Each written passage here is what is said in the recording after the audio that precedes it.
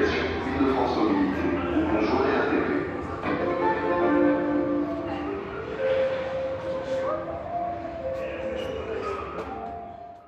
Moi je m'appelle Anatole, j'ai 23 ans, je fais des études de lettres mais là je fais une pause et je pars bosser dans une auberge de jeunesse pendant 1 an, loin, peut-être autre chose après.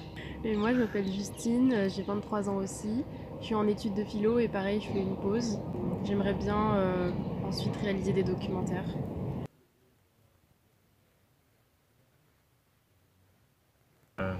C'est peut-être pas très original, mais je pense que je me sens quand même plus seul dans un paysage de campagne, juste parce qu'il y a moins de gens. Mais il y a quand même une solitude dans la ville, mais c'est pas du tout la même. Et elle est plus subtile, elle est plus... Je pense que j'ai eu quand même plus d'expérience de solitude dans la ville et les paysages de ville ça peut plus me rendre mélancolique et avoir l'impression d'être isolée. Et notamment quand je viens à peine d'arriver dans une ville où je connais encore personne et j'ai aucun souvenir associé à la ville, je peux avoir l'impression que je suis complètement isolée dans une grande ville qui bouge. À Paris, à Lyon, ça m'est arrivé. Alors que quand j'arrive dans un paysage de campagne, je vais pas du tout avoir cette impression.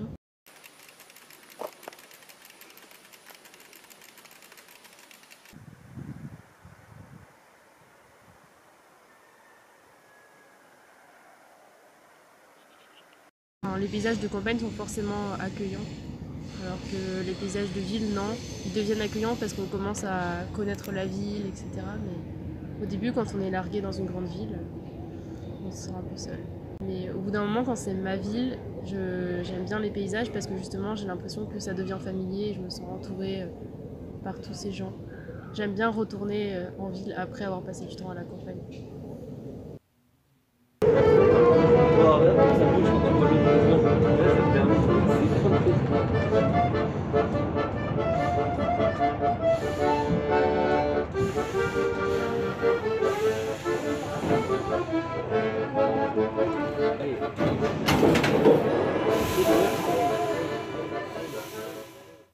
Moi c'est plutôt l'inverse, c'est peut-être bête mais je me sens vraiment libre dans le fait de pouvoir faire ce que je veux. J'ai l'impression qu'en ville, c'est là où je peux plus faire ce que je veux. Même si c'est un air pollué, ça reste quand même un air plein de possibilités. Là j'étais à Lyon pendant 3 ans, la dernière année je me sentais moins libre parce que... Enfin j'étais toujours libre mais disons que j'ai l'impression que le champ des possibles, le champ des choses qui m'intéressaient se réduisait un peu parce que ce sont des choses que j'ai déjà faites, soit j'étais moins intéressé par elles. Et je sais pas, c'était un peu dire qu'il était temps de partir parce que juste que la campagne ça fait un peu, en comparaison avec la ville, je sens que ça fait un peu plus un espace vierge où tu peux en faire ce que tu veux, mais où les choses faut parfois un peu les chercher, où c'est un peu plus en toi, là où la ville va toujours te donner quelque chose à faire. Et il y a des gens qui ont la force d'imagination et de création pour s'occuper très bien dans un endroit où il y a entre guillemets pas grand chose à faire, ou pour voyager par l'imagination, mais je sais pas, c'est pas mon cas, en tout cas c'est pas ce que je préfère. Et moi, vu que je suis encore jeune et que je me cherche, c'est plutôt dans la ville que je me réalise. Enfin, c'est plutôt en venant à Paris que j'ai l'impression d'être encore plus libre, comme disait Anatole, parce que c'est là où tout m'est accessible, parce que il y a un peu plein de choses qui sont proposées, plein d'activités qui sont proposées, plein de gens à rencontrer.